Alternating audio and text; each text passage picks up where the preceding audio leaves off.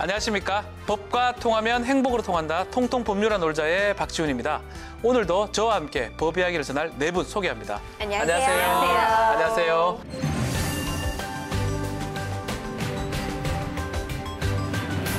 자, 어느덧 대학 수학능력 시험이 100여일 앞으로 다가왔는데요. 벌써요. 자, 이에 한국교육과정평가원이 2019학년도 수능시험 세부 계약을 공고했네요. 네, 그렇습니다. 수능 주요 일정을 비롯해서요. 출제 방향 그리고 형식 등을 발표했는데요. 작년과 큰 변화 없이 실시될 것이라고 합니다. 다만 바뀌는 게 좀 있는데요. 올해부터는 교육 과정 밖의 출제 그 논란을 줄이기 위해서요. 수능이 끝난 다음에 문항별로 교육 과정 성취 기준이 공개될 거고요. 또 작년에 지진으로 큰 혼란이 있었잖아요. 그래서 지진 등에 대비한 예비 문항을 만든다고 합니다.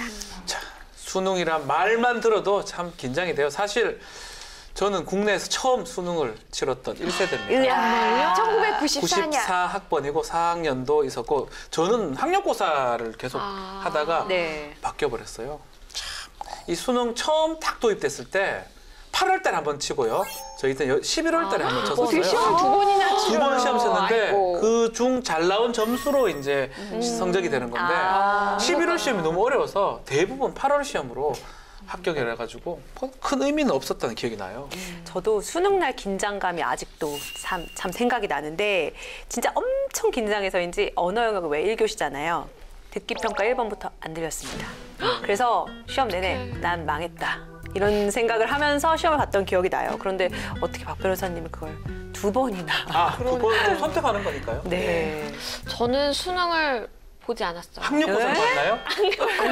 저는 수능 세대인데 예비고사? 예. 저희 때는 수시가 있었습니다. 네. 그래가지고 수시 전형이 1학기랑 2학기로 나눠져 있었는데 뭐 5월 달에 이제 결정이 나는 게 1학기 수시고요. 그다음에 이제 그거보다 늦게 뭐 8, 9월에 결정 나는 게 2학기 수시인데 저는 1학기 수시로 대학을 갔기 때문에 2학기 때는 그 고등학교가 아니라 대학교에 가서 대학교에서 학점을 듣게 해줬어요. 뭐예요? 네, 그래서 뭐야? 고3 2학기 때 대학교 수업을 들어서 저는 굉장히 좋았죠. 학교에서 되게 쉽게 갔네요, 우리에 비해서는. 좋았어요, 되게.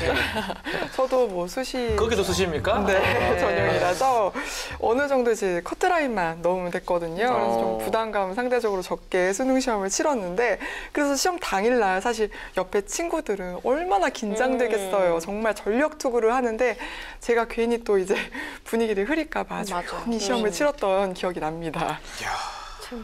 다들 젊으신가 봐요. 저는 수능 보시고 기억이 사실 나진 않아요. 너무 오래전 일이라서요. 또 20세기 일이라서 저는 진짜 기억이 나지는 97년인가요? 않지만 97년? 네, 그렇긴 하지만 그래도 이제 이렇게 뭐 100일 남았다. 뭐 이번에 일정은 어떻다라고 나오면 괜히 내가 수능 보는 것도 아닌데 맞아요. 괜히 내가 걱정되고 어이구 어떻게 100일밖에 안 남았다고? 이번엔 어떻게 본다고? 괜히 제가 더 옆에 있는 사람이 걱정되는 것 같아요. 이게 뉴스를 통해서 많이 보셨겠지만 제가 수습 기자 때 수능 시험 취재를 꼭 합니다. 네.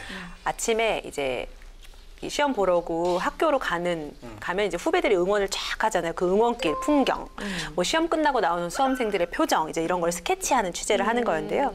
들어가기 전에 이렇게 부모님한테 뭐 큰절하는 학생들 꼭 있어요. 맞아. 들어가기 전에 그렇게 큰절하죠. 네, 꼭 있더라고요. 그리고 또 뭐 교문 앞에서 막 계속 기도하는 부모님이라든지 또 막 늦어가지고 막 오토바이나 타고. 경찰차 타고 오는 그쵸, 학생들 이런 거 취재하는 거 보면은 저까지 막 긴장되고 막 감동받을 때도 있고 그렇더라고요. 항상 그런 장면은 꼭 있는 것 같아요. 자, 매년 이맘때 또 수능 당일에 전 국민이 관심을 갖는 것은 그만큼 우리 사회에 수능이 갖는 의미가 크기 때문인데요.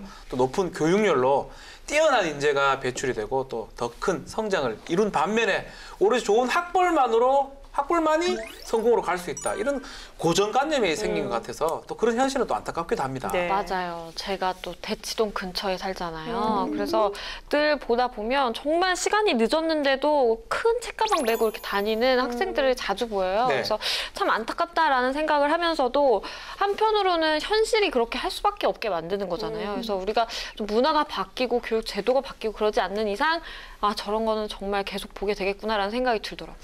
그래서 오늘은 우리 아이들의 교육과 관련된 얘기를 해보려고 합니다.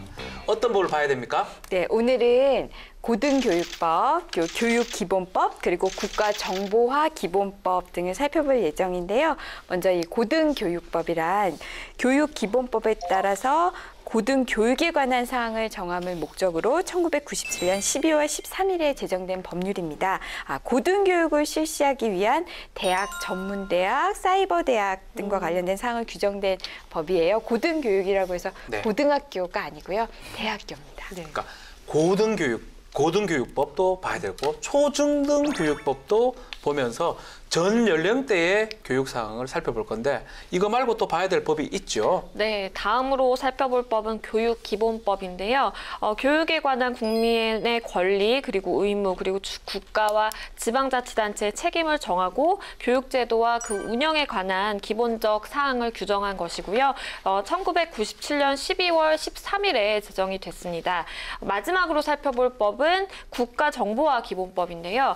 이건 국가정보화의 기본 방향 과 또 관련 정책을 수립하고 추진하고 또 필요한 사항을 규정한 것이고 1995년 8월 4일에 제정이 됐는데요. 여기서 말하는 국가정보화가 뭐냐 보면 국가기관, 지방자치단체 그리고 공공기관이 사회 각 분야의 활동이 보다 좀 더 효율적으로 수행될 수 있도록 그 정보화를 통해서 지원해주는 것을 말합니다. 20대 국회 발의 현황 어떻게 됩니까? 네, 먼저 고등교육법은요. 현재까지 총 75건이 발의가 됐고요. 그중 16건 처리되고 59건이 계류 중입니다. 초중등교육법 같은 경우는 현재까지 총 74건이 발의됐고요. 7건 처리되고 67건이 계류 중입니다. 네, 다음으로 교육기본법은요. 현재까지 총 18건이 발의가 됐고요. 그중에 1건이 처리되고 17건이 계류 중입니다. 마지막으로 국가정보화기본법은요. 현재까지 총 18건이 발의가 됐고요. 그중에 10건이 처리되고 8건이 계류 중입니다. 네, 본격적인 이야기를 이어가 보겠습니다. 고등학교 1학년 때였어요. 갑자기 수능이라는 아주 듣도 보도 못한 학력고사를 준비를 했었어요. 국영수를 중심으로.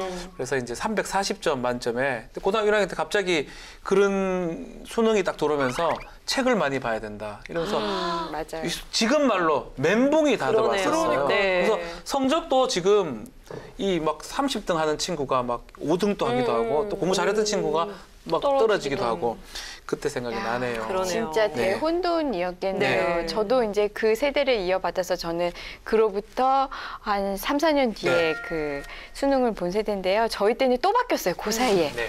그때는 이제 200점 저희 만점에 200점. 네, 네. 저희 때는 갑자기 400점 만점으로 바뀌는 거예요. 그래서 400점 만점이면 이게 지금 예를 들어 200점 만점일 때는 170점이면 굉장히 고득점이었거든요. 그럼 이거 340점으로 계산을 해야 되는 것인가 네. 이러면서 그러네요. 또 이제 혼란이 네. 왔고요. 또 저희 때는 또 저는 개인적으로 좋았는데 저희 때는 이제 본고사라는 게 있었는데 저희 때부터는 또 본고사가 또 없어졌어요. 뭐 이러면서 여하튼 그 94년에 수능이 네. 들어왔는데 97년에 본 저는 또 이제 확 이렇게 변화가 있었던 거죠. 이거 몇 년 사이에 그렇게 바뀐 혼란은 저는 다행히 경험하지 않았는데요.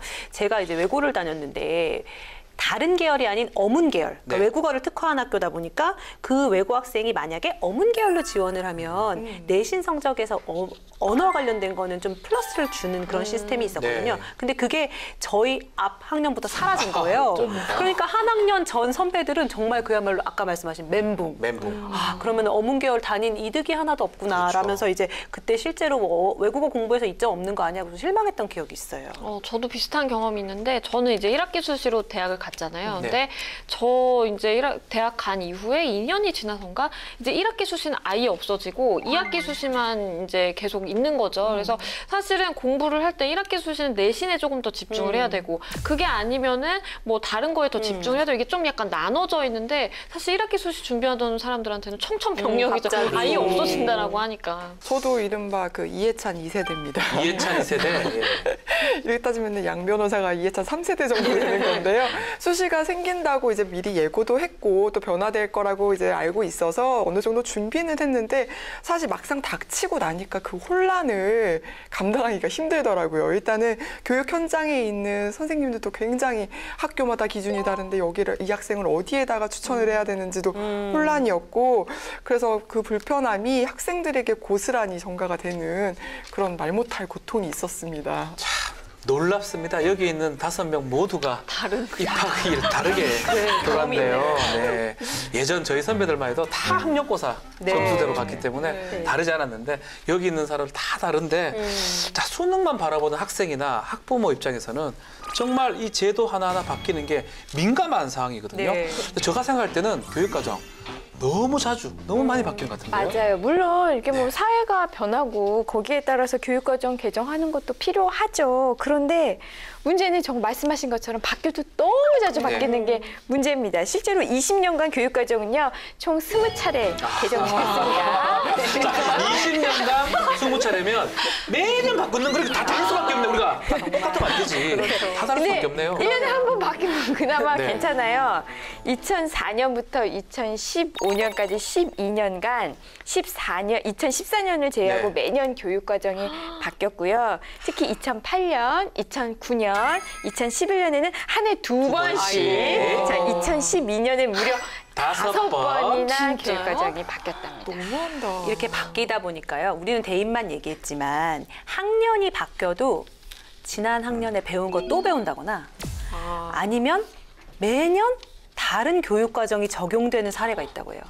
예를 들어볼게요. 예. 2009 개정 교육과정에 따른 2014년 초등학교 4학년 과학 과목의 일부는 2007 개정 교육과정에 따라 3학년 때 배운 내용이었다고 아유. 해요. 그러니까 일부 단원들이 겹친다는 거죠. 얘들 계속 똑같은 걸 배우네? 일부는 똑같은 걸 학년 배우는 올라갈 때 또 겁니다. 배워. 뭐 작년에 배웠던 것들 이거 새로운 배웠냐? 교과서에서 또 배우네. 네. 이런 거죠. 그리고 2000년생 자녀 같은 경우에는요. 네. 초등학교 1학년에서 3학년 때까지는 97년도에 마련됐던 7차 교육 과정 개정안이 적용돼서 배웠고요. 4학년 올라가니까 6학년 때까지는 2007 개정 교육과정이 적용되고요.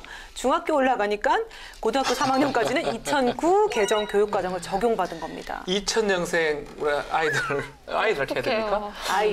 예. 지금은 아이가 아니겠네요. 네. 너무 슬프네요. 네. 교육은 백년지 대계라 그러는데 교육 과정을 너무 자주 바꾸니까 그래서 또 너무 급하게 바꾸니까 네. 문제라는 생각이 듭니다. 그래서 저는 이제 딸을 키우는 부모인데요. 네. 막 교육과 관련된 뉴스가 많이 나오잖아요. 교육과정 어떻게 바뀌냐. 저는 안 봅니다. 어차피 내 애가 그 그렇지. 나이쯤 되면 또 바뀌어 있을 거예요. 맞아요. 그러니까 지금 계속 변하고 있어라. 나는 그때 가서 보겠다라는 마음으로 지켜보고 있어요. 그렇죠. 맞아요. 근데 현실이 이렇다 보니까 대학 가는 거는 정말 운도 많이 작용을 한다. 그렇죠. 아니 운도 많이 작용한다는 생각이 드는 게 내가 직전에 앞서서 어떻게 바뀔지 사실 그렇죠. 모르잖아요. 맞아요. 거기에 맞게 그냥 적응을 잘하는 사람이 잘 가는 거 아닌가? 그게 학군이 아닌가 싶네요. 네. 이게 교육과정이 자주 바뀌었다는 거는 앞서서 임박일 변호사님도 말씀하셨지만 시대가 바뀌었으니까 어쨌든 고치려는 노력을 했다는 거니까 긍정평가를 해줄 측면도 있습니다. 그렇지만 거꾸로 보면요. 이게 근본 해결이 안 되니까 자꾸 요거 찔끔 저거 찔끔 피상적으로 고치니까 문제가 되는 거 아니겠습니까? 근본적인 해결책이 마련되지 않았다라고 봐야 될 것 같은데 네. 자, 외국 다른 나라는 어때요? 네, 핀란드는 핀란드. 네, 2000년대 이후에 국제 학업 성취도 평가에서 탁월한 성과를 보이면서 세계 교육의 롤 모델이 됐습니다. 여기서 중요한 점이요. 그럼에도 불구하고 핀란드의 이 학생들의 사교육 시간 놀랍습니다. 주당 6분이랍니다. 6분이요? 6분 6분. 주당 6분이요? 놀랍지 하루 않습니까? 공부 안 해요? 1분이 안 되네. 공부 안 하네. 아이들은. 와, OECD 회원국 중 가장 짧다고 합니다. 자, 우리도 OECD 회원국이잖아요.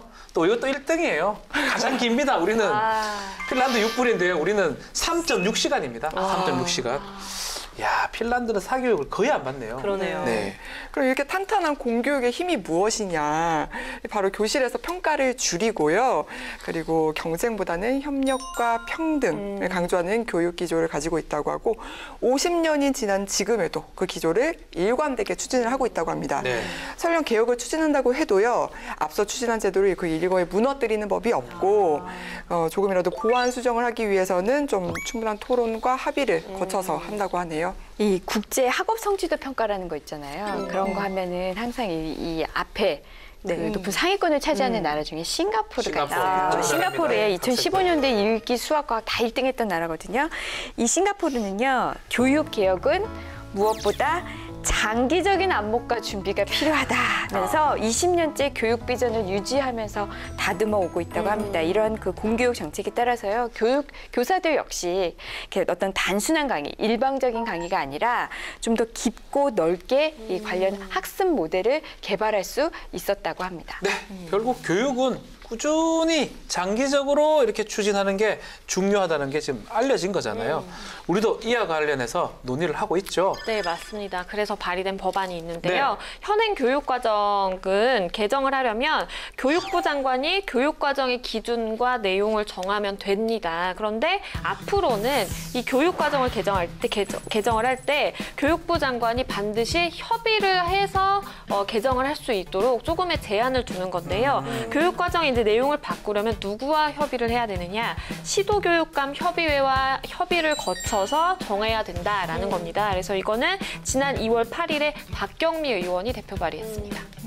결국 교육감, 시도교육감 협의회하고 협의를 보려고 그러면 교육과정을 함부로 바꾸지는 못할 것 같네요. 그렇죠. 오히려 좋을 것 같긴 한데요. 네, 숙고의 절차가 한 번 더 마련된다는 차원에서 의미가 있는 것 같고요. 또 우리 교육감 직접 뽑잖아요. 네. 그 직선제로 뽑힌 교육감들이 내세운 가치가 어쨌든 교육 그 과정이 바뀔 때 반영될 여지가 좀 생기는 네. 거니까 그것도 이제 교육 자체의 의미도 있지 않을까 그런 생각이 듭니다. 근데 저는 이제 여기서 이 협의의 의미가 그냥 저 이렇게 바꾸려고 하는데 어떠세요? 저는 이렇게 생각합니다, 저렇게 생각합니다라는 걸 듣기만 하는 차원인 건지 이게 저 사람들의 합의까지 받아야 되는 거는 저는 아닌 것으로 보이거든요. 그렇다면 이게 얼마나 또 실효가 있을지 그냥 어떤 다른 이런 다른 시도 교육감들의 의견을 경청하는 정도의 의미만 있는 거라면 이게 또 법적 구성력이 없다면 네, 어떤 큰 효과가 있을지는 또 좀 의문이 갑니다.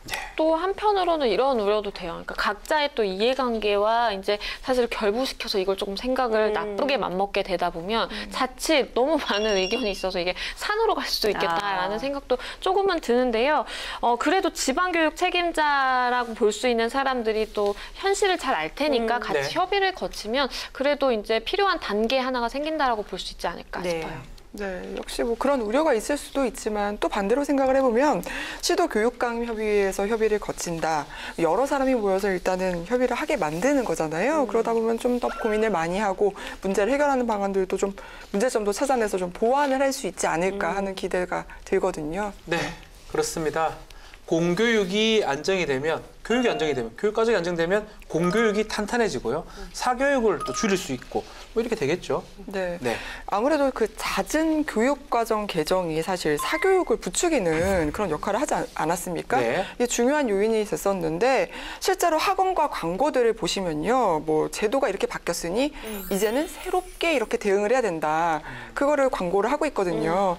그러니까 매번 바뀌는 거를 공교육을 못 쫓아가니까 이제 학원에 의지를 할 수밖에 없다. 이런 논리인 거죠. 네, 맞습니다. 이제 교육 과정이 개정이 될 때마다 굉장히 학부모 학생들 좀 불안하잖아요. 이거 그렇죠. 어떻게 바뀌는 거예요? 누가 나서서 좀 지도를 해줬으면 좋겠는데 그 상대를 못 찾으니까 결국에는 이제 사교육의 시장을 찾게 되는 건데요. 실제로 통계청이 발표한 2017년 초중고 사교육비 조사에 따르면요. 작년에 초중고 사교육비 총액이 18조 6천억 원이거든요. 근데 이게요, 그러니까 전년 대비해서 6천억 원이나 늘어난 수치라고 하고요. 1인당 월 평균 사교육비도 전년 대비 또 증가했겠죠. 38만 4천 원으로 늘어납니다. 네, 아이 둘 두신 분들은 근데 한 달에 사교육비로 한 80만 원 80만 원 정도 쓰네요.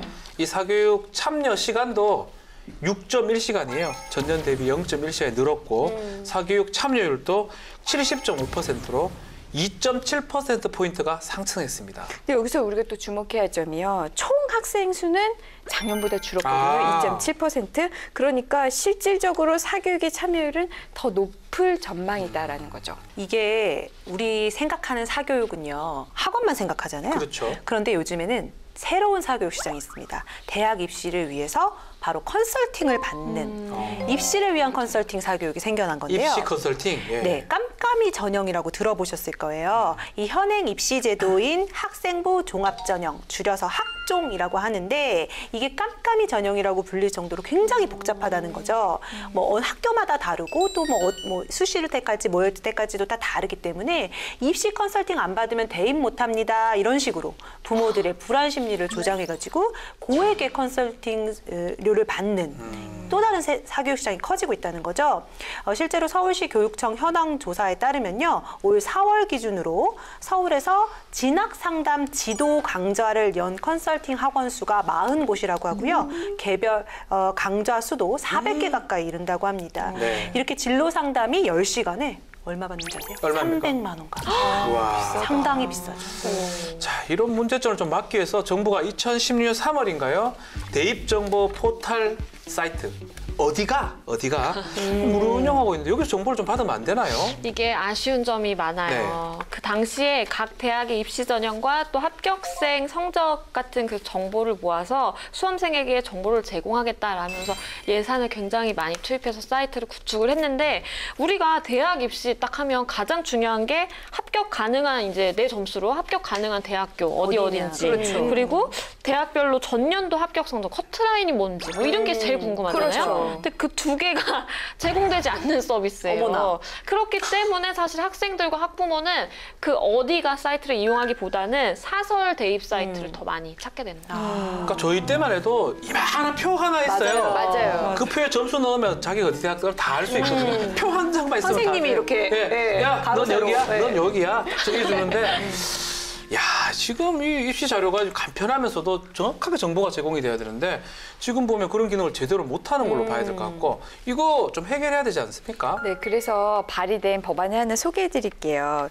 교육당국, 수능출제기관, 그리고 대학협의체 이 세 군데가 이제 협력을 해서요 국가 입시 정보센터를 설치해서 운영을 하는 겁니다. 네. 그래서 각 기관에 있는 그 대입 자료를 싹 모아서요 연구하고 분석을 해서 각 지역의 교육청, 진로진학지원센터 그리고 일선학교에 있는 진로진학 상담교사에게 입시 전략과 상담에 필요한 자료를 체계적으로 제공하고자 하는 것으로요. 지난 1월 24일 안민석 의원이 대표 발의한 법안이 있어요. 센터가 설치되는 것은 좋은데 이 제대로 된 정보, 제대로 된 그런 정보들이 입시 제도 같은 게 제대로 전달이 돼야 되는데 이게 될 수 있을까 또 모르겠네요. 네, 또 특히 앞서 우리도 이야기를 했지만은 정말 이 학생과 학부모들이 원하는 정보, 그런 맞춤형 정보가 정확한 정보가 주어져야 될 것 같고요. 네.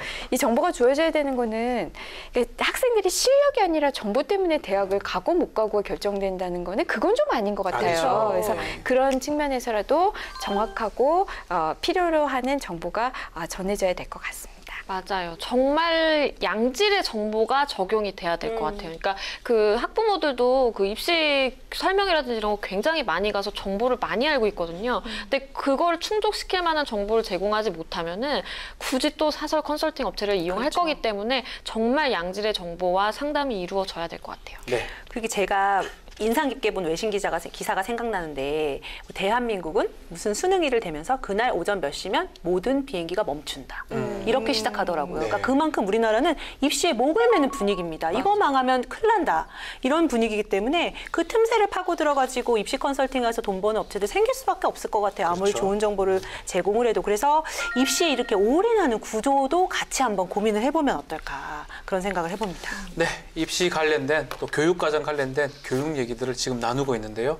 자, 여러분들은 평소 이 자녀들 교육에 대한 관심이 좀 있나요? 좀 네. 있나요? 많겠죠. 굉장히 많아요. 예. 특히 저희 남편은 워낙 그 교육에 대한 관심이 지대해서요. 저는 근데 다만 애가 어리다 보니까 우선 그냥 책과 가까이 해주기 위해서 책 많이 읽어주고 있죠, 지금. 현재는. 저는 사실 작년에 저와 올해 제가 많이 다릅니다. 그래서 작년까지만 해도 교육은 뭐 좀 천천히 해도 되겠다라는 생각을 한 정말 쿨한 엄마를 지향을 했거든요. 그런데 벌써 뭐 올해 저희 아이가 5살이 되다 보니까 이제 한글도 떼야 될 것 같고 뭐 좀 추가적으로 뭐 많이 시켜야 되는 거 아닌가 하는 교육에 임하는 자세가 아예 바뀌었네요. 예. 네, 바뀌더라고요. 그래서 요새는 뭐 요즘 트렌드가 뭐고 또 이제 유행하는 게 뭐가 있는지 동네 엄마들한테 또 물어보기도 하고 그렇게 되는 것 같습니다. 예, 네. 저희 때는 좀 편했어요.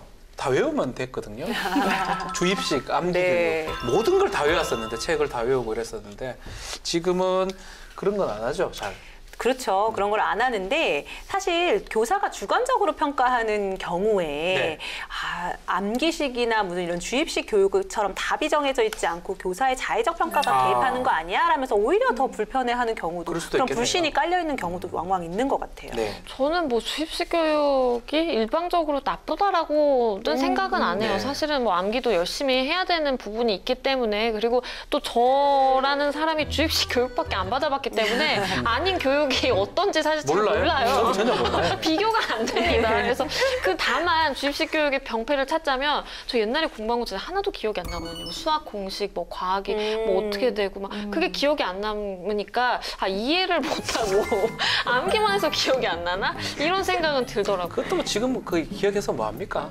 그래도 좀 너무 기억이 안 나죠. 나요. 우리나라 학생들의 학업 성취도는 정말 세계적으로 자랑할 만큼 높은 수준입니다. 하지만 흥미도를 조사해 보면요, 평균이 아예 최저 수준으로 조사될 때가 많다고 해요. 흥미도. 그러다 보니까 이제 우리나라요, 매년 개최되는 국제수학 올림피아드 보면 항상 상위권이거든요. 하지만 이 수학의 노벨상이라고 불리우는 필즈상, 이 필즈상 수상자는 한 명도 없어요. 끊기는구나 이게. 예. 그러니까 암기 저도 수학도 암기를 저도요. 예. 공식 다 문제집을 다 외우잖아요. 문제집을 다 외운 기억이 나는 것 같은데 자 일각에서는 4차 산업혁명에 대비해서 교육 방식도 바꿔야 된다 이런 얘기를 하고 있는데 이건 어떻게 생각하십니까? 네, 실제로 현재 교육제도에 대해서 그 성인 1000명을 대상으로 조사한 결과 80%가 부정적인 인식을 갖고 네. 있었습니다. 이유가 암기식 주입식 교육 제도는 4차 산업혁명에는 좀 이 시대에는 맞지 않는 게 아닌가 그런 생각이신 것 같아요. 아무래도 국영수사과 중심의 수업에서 좀 벗어나서 뭐 미디어 정보 교육이라든지 아니면 뭐 인성 교육이라든지 그런 방식으로 바뀌어야 되는 게 아닌가라는 의견이었습니다. 저는 그 토론이 발달한 미국을 보니까요, 어렸을 때부터 뭐 질문, 토론 이런 걸 굉장히 많이 하더라고요. 하죠. 네. 오바마 대통령이었나요? 그 우리나라 기자들 모아놓고 질문 있냐고 아무도 안 하는 그런 일도 있었잖아요. 네. 그래서 그에 비해 어쨌든 우리나라 학생들은 굉장히 자기 의사를 표현하는데 여전히 소극적인 것 같거든요. 특히 질문하는 데 있어서. 근데 우리 사회가 발전하기 위해서는 토론은 필수적이잖아요. 네. 그래서 이제 어릴 때부터 타인의 의견을 잘 경청하고 또 내 의사를 어떻게 정확히 표현하고 또 남이 쓴 글을 내가 얼마나 정확하게 해석해내는지, 해석할 수 있는지 이런 능력들을 기르는 훈련을 어렸을 때부터 해야 할 것 같아요. 네.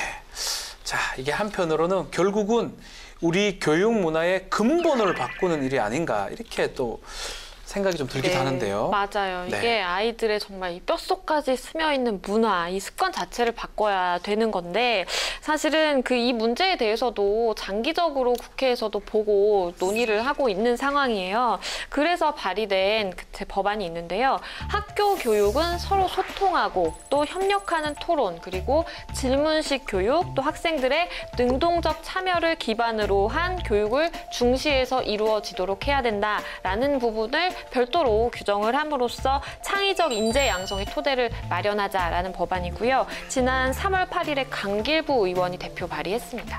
저는 이 개정안 내용에 대해서 굉장히 찬성인데요. 이게 물론 뼛속까지 깊이 박혀있는 문화 바꾸는 거 어렵죠. 네. 그런데 이 주입식, 암기식, 답이 정해진 문제가 아니면은 토론이 양성될 수가 없어요. 왜냐하면 답이 정해져서 토론에 정답이 없잖아요. 이런 얘기해도 되고 저런 얘기해도 된다고 얘기를 하는 문화가 만들어지지 않으면 토론 자체가 활성화될 수가 없거든요. 그렇죠. 그리고 이게 토론으로 평가받는다고 생각하면 제대로 된 토론 어려워요. 얘가 잘하냐, 얘가 못하냐. 면접에도 토론 보는 경우 있거든요. 맞아요. 그럼 상당히 긴장하잖아요. 그게 아니라 좀 서로 경쟁하지 않고 좀 배려하는 이런 문화, 더불어 마련되지 않으면 이 개정안도 약간 도로아미 타물될 수 있지 않을까 그런 생각도 듭니다. 결국은 토론식, 질문식 이게 우리 교육의 대안이다. 저희 어릴 때는 자꾸 물으면 혼나요. 이렇게 물어보노? 그렇죠. 왜 그냥 좀 이해해라, 이해해라.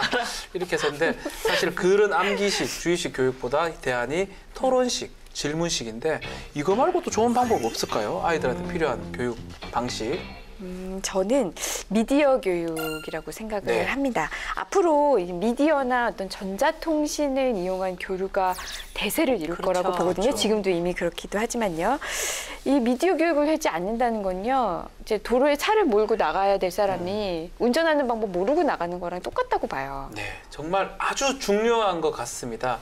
지금 미디어 시대라서 모든 사람들이 거의 인터넷 사용을 하는데 지금 보면 악성 댓글 이런 게 처벌받는지 네. 그런 것도 잘 몰라요. 맞아요. 이런 교육은 어릴 때부터 꼭 필요하지 않을까 생각이 듭니다. 저 같은 경우에는 어렸을 때부터 고정된 성 역할을 주입하는 교육 말고 양성평등 교육을 좀 했으면 어떨까 하는 생각이 드는데요. 제가 지난번에도 한번 얘기한 적이 있는데 우리 아들 제일 좋아하는 색이 핑크색이에요. 그래서 핑크색 모든 크레파스와 색연필 핑크색만 많이 달아 있어요. 그리고 지금 문화센터에서 발레를 배우는데 전부 다 여자친구들이고 우리 아들만 남자애거든요. 어느 날 조그만 여자친구 애가 저한테 와가지고 남자애가 왜 발레 배워요? 이렇게 물어보더라고요.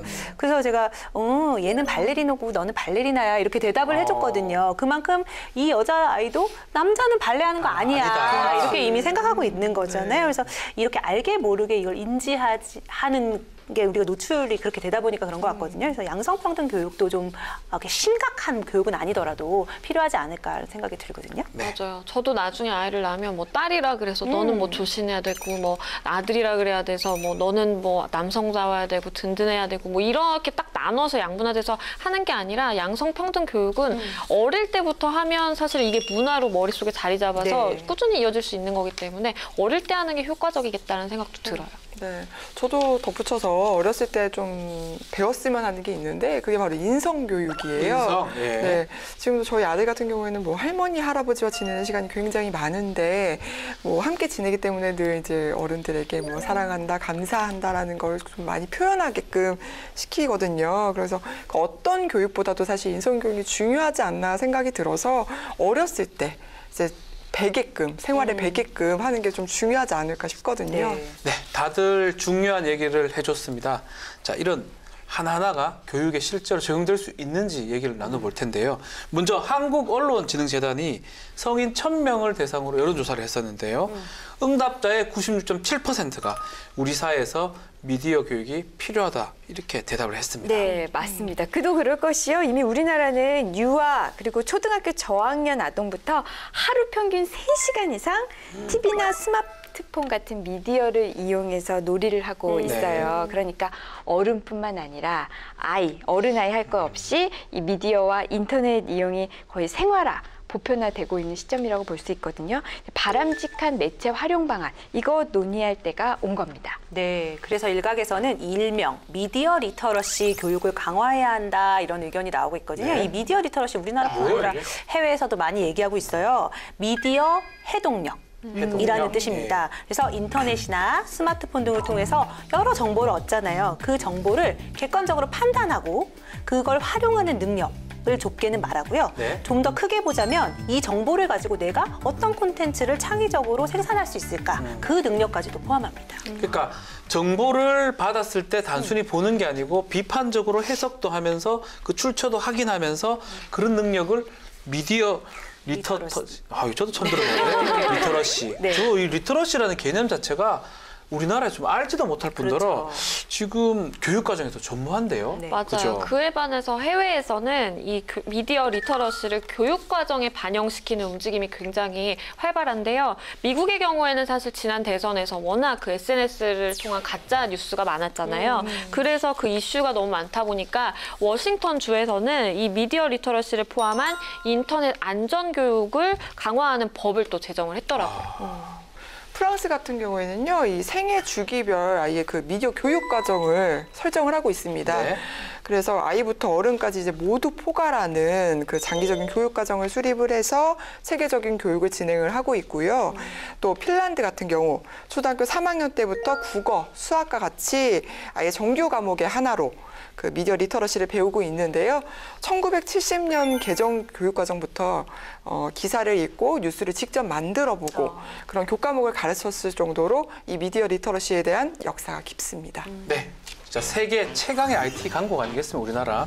우리나라 이거 논의하고 있죠? 네, 있습니다. 지난 5월 18일 신경민 의원이 대표 발의한 미디어 교육 지원법이라는 게 있어요. 제정안입니다. 네. 그래서 이것을 제정을 해서요. 미디어 교육을 활성화해서 모든 국민이 미디어 활용 능력 그리고 창의적인 표현 능력을 갖출 수 있도록 하자라는 목적인데요. 세부 내용을 좀 더 소개해드리면 네. 우선 미디어 교육이 무엇인지, 미디어 교육 시설이 무엇인지 이런 정의를 우선 세우고 또 미디어 교육과 관련된 종합 계획, 이거 기본이겠죠. 종합 계획을 수립해서 시행을 하며 또 모든 국민이 차별 없이 미디어 교육을 받을 수 있도록 지원하자라는 내용을 담고 있습니다. 왜 우리 태어나면서부터 아닌 분도 있겠지만 리모컨이 있었잖아요. 그러니까 리모컨 사용법 안 가르쳐줘도 우리 누르지요. 알죠. 요즘 애들은 스마트폰 그냥 자연스럽게 안 가르쳐줘도 합니다. 네, 잘합니다. 이런 애들을 디지털 네이티브라고 부른다고 하는데요. 태어나면서부터 디지털 환경을 생활처럼 사용하는 세대를 말합니다.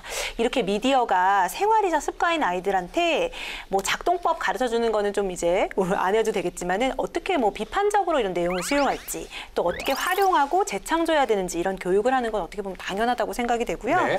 그러니까 이런 미디어 교육 지원법은 물론 현장에서 실질적으로 적용될 수 있는 이제 교육 관련 뭐 학교나 지자체가 유기적으로 협업하는 방안이랄지 이런 것도 같이 논의가 됐으면 좋겠습니다. 네. 한편으로는 이 미디어 교육이 직접 이제 도입이 되면 학생들도 정말 좋아할 것 같다는 생각이 들어요. 그 이유가 대학생들한테 가장 인기 있는 교양 과목 뭔지 아세요?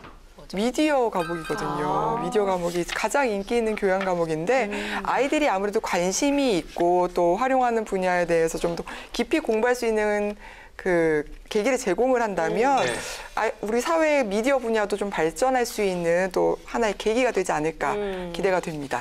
네, 그런 의미에서 어떤 교육이라도 사실 차별이 있으면 안 되잖아요. 요즘 뭐 기차를 예매할 때도 인터넷으로 하고 저 뭐 인터넷 쇼핑 매일 뭐 하고 막 약간 이러고 있는데 이걸 어떻게 하는지 몰라서 못한다 그러면 정말 큰 문제잖아요. 그래서 사실은 이런 격차가 해소가 돼야 되는데 실제로 이런 불편함을 느끼는 분이 많다라 그러더라고요. 네. 과학기술정보통신부 조사에 따르면요. 작년에 이 장애인 그리고 장노년층, 농어민, 저소득층 이렇게 우리가 쉽게 정보 취약계층이라고 하는 그 계층의 디지털 정보화 수준은 전년 대비 6.5%포인트 올라서 65.1%였어요. 네. 이게 65.1이 어떻게 나오는 수치냐면 국민 전체의 정보화 수준을 100이라고 했을 때 이 정보 취약계층의 그 정보화 수준이 몇 %냐라는 걸 나타낸 수치거든요. 네. 사실 이 65.1%는 여전히 정보 격차가 크다라는 걸 의미를 하죠.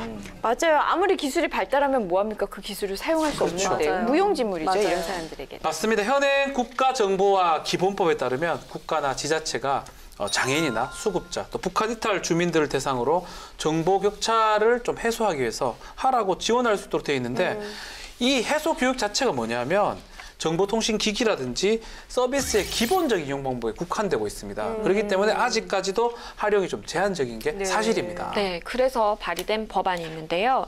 현행 시행령 규정에 되어 있던 그 지원 대상을 아예 법률에 직접 규정을 하고요. 네. 그리고 국가기관과 지방자치단체가 그 정보 격차 해소 교육에 필요한 비용을 일정 정도 지원하는 걸 의무화했습니다. 그래서 정보 격차를 적극적으로 해소하자라는 거고요. 지난 4월 12일에 조경태 의원이 대표 발의했습니다.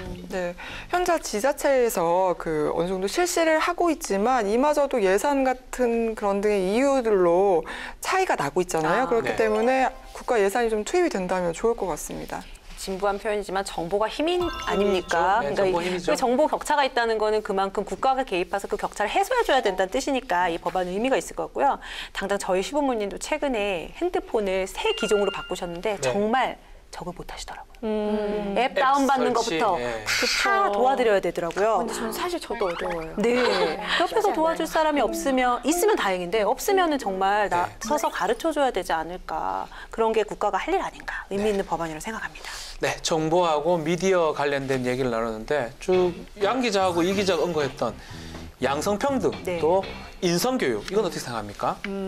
저는요, 그것도 반드시 필요하다고 보는데, 저는 이제 딸을 키우잖아요. 네. 저는 제 딸이 본인이 할 수 있는 일인데, 스스로, 이건 난 여자라서 못할 거야. 이렇게 미리 포기하는 일이 없도록 하기 위해서요. 우선은, 근데 또 남자와 여자가 똑같진 않거든요. 신체적인 차이가 있잖아요. 그런 점에 대해서 우선 알려주고, 이런 차이 외에는 남녀가 따로 할 수 있는 일, 할 수 없는 일 구별 지을 건 없다. 네. 그거를 이제 어렸을 때부터 알려줄 생각입니다. 네. 저희 아들 같은 경우에도 아까 이 기자님 말씀하신 것처럼 핑크색을 너무 우리 좋아. 아이들 핑크색을 다 좋아하나 봐요. 네, 남자들이. 그러니까요. 멋쟁이 핑크를 좋아하는 게 남자가. 본성이랍니다. 그래요? 그래요? 네, 인간이 좀 따뜻하고 예쁜 색을 원래 좋아한대요. 네. 정말 예쁘잖아요. 네. 사랑스러운 색깔인데 그래서 그래 우리 아들은 멋쟁이라서 핑크색을 좋아하는구나라고 저도 좋아했어요. 근데 네.